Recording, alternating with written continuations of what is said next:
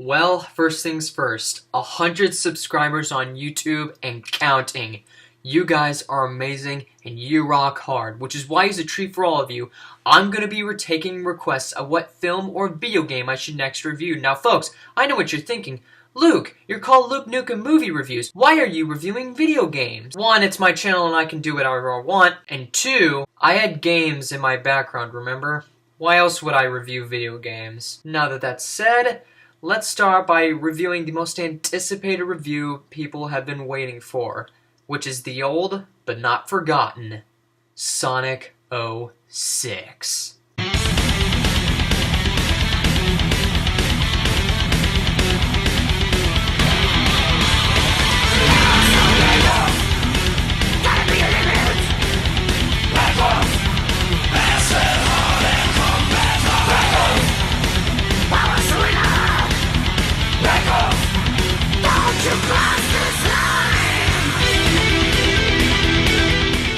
Sonic 06 is the one game that could never escape your mind, no matter how hard you try to erase it from your memory. When people such as the members of the Sonic fanbase or certain Nintendoans with plushies in their cabinets along with their collection of fan art think of a game to be the worst game ever, they would possibly say Sonic 06. But when it comes to my defense, when people talk to me about a game that is considered a unique kind of guilty pleasure, I would also say Sonic 06. But not in a so bad it's hilarious while playing kind of game, but a game that, while having its major faults, does have some really enjoyable, if some really creative, unique moments that make the game at least playable. Now before you shriek and whine about my opinion on the game, I want you to give me enough time to explain before I receive a freaking tsunami of hate mail calling me a bad reviewer, okay? Now, Sonic the Hedgehog, before receiving its title, had serious problems with the developers over at Sonic Team. Why? Because they wanted to make the Sonic franchise go to different gaming platforms, so they split up into two groups. The first half focused on this game, and the other half worked on a Wii exclusive called Sonic and the Secret Rings. So that basically explains why the final product we got is unfinished in the first place, and why the entire graphics look like the original PlayStation graphics, and how the cutscenes are mind-bogglingly awkward. In Sonic 06, you're given a story that consists of three main characters, and each of them has their own point of view in the story,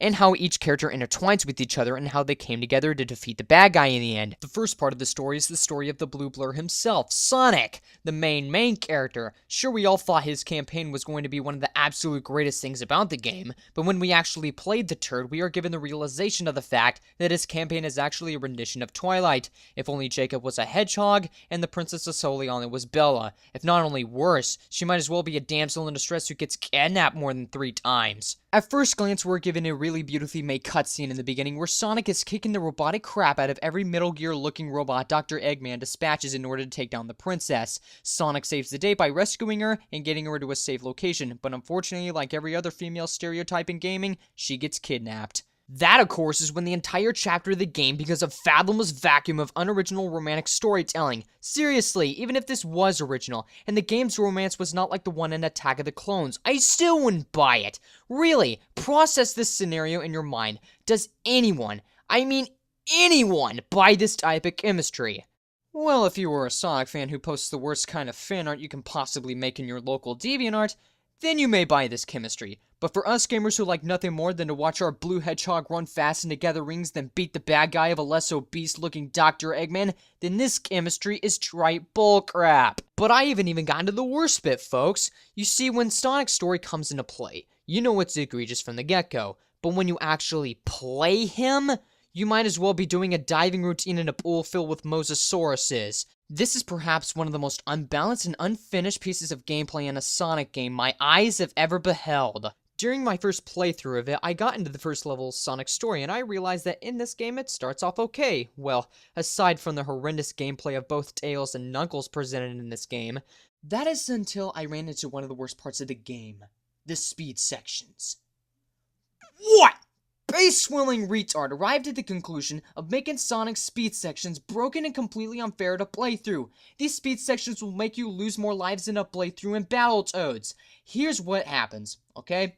If you have a crap ton of rings in your disposal, and you ever so much as screw up, you lose all of your rings, and if you hit an obstacle in your way as soon as you reach the finish line, you will die and you will have to repeat the whole dang segment all over again for the 100th freaking time until you throw your Xbox 360 out a freaking window with rage. The camera makes the gameplay more of a pain because as you're trying to fight a boss, the camera focuses only on the boss itself except for the character you're playing as, so it makes it hard for the player to concentrate on where your character is and what you're doing in the game, which leads you to getting hit and dying constantly. Seriously, Sega, quit making a sequel to Sonic Boom and fix this!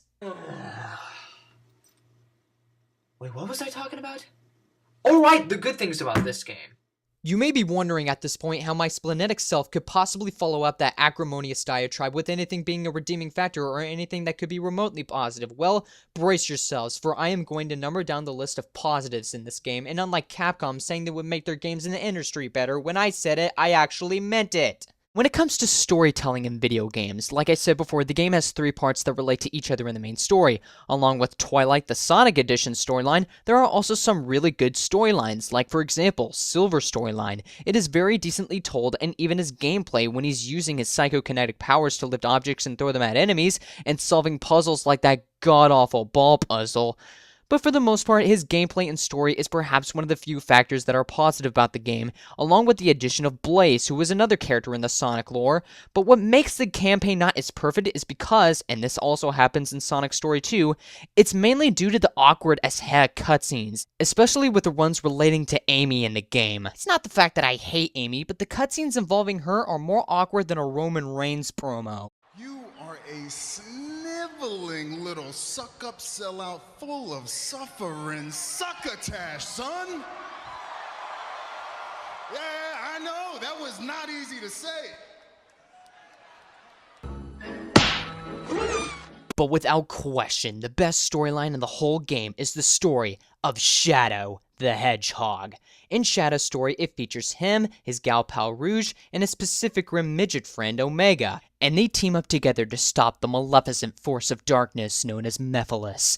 And out of all the campaigns in this game, this one has the most understandable and believable character development, and the single greatest conflicts between the hero and the antagonist I've seen in a Sonic game. Shadow's gameplay and attacking controls in here are very impressive as well. Even if it's similar to Sonic's moveset, I also really admire the neatly designed vehicle segments in the game, and the other gameplay designs from Rouge and Omega are also decent. Another thing I like about the game is the beautifully made CGI cutscenes. Not the in-game cutscenes, but the cutscenes in the beginning, like the opening for Sonic, Shadow, and Silver, and even the cutscenes in the final chapter of the game as well.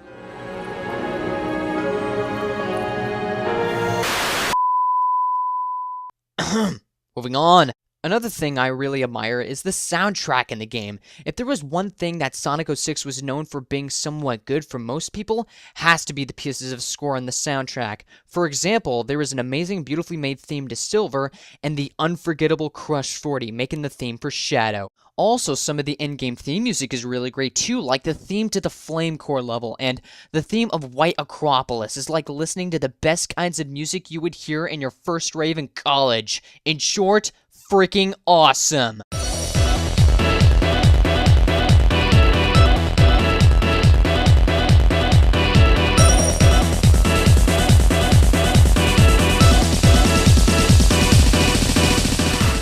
There's one more final thing I need to address in Sonic 06. That, of course, is the infamous amount of glitches in the game, and boy are there a lot. Now, at some instances, some of the glitches in the game are really a pain in the rear to deal with.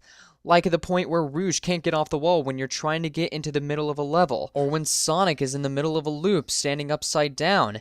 It can make Sonic fanboys mad, but for my money, the glitches are actually pretty fun. Sure, they show you just how broken the game is, but from my perspective, some of the glitches while in the game, I'm actually okay with. There's a glitch that makes Sonic go across the level without wasting any time, and there is a glitch to where you can go through the walls and you can go explore. And there's a glitch which basically leads you to finish the game without doing any levels in the game, and it basically leads you to the ending credits. That's pretty sweet, yet at the same time you're like, why is this in the game? To some people and video game nerds, they would absolutely rant about the glitches in the game, but from what I experienced, the glitches in the game are more hilarious than painful. Now, if you wanted a 30-minute long rant on Sonic 06, then you probably aren't going to get one here. Yeah, people still rant on this game to this day, but hey, you know what? There are people out there that just play it for fun, and you know what? I happen to be one of those people. I really do enjoy the game, despite some of the egregious issues and flaws in the game.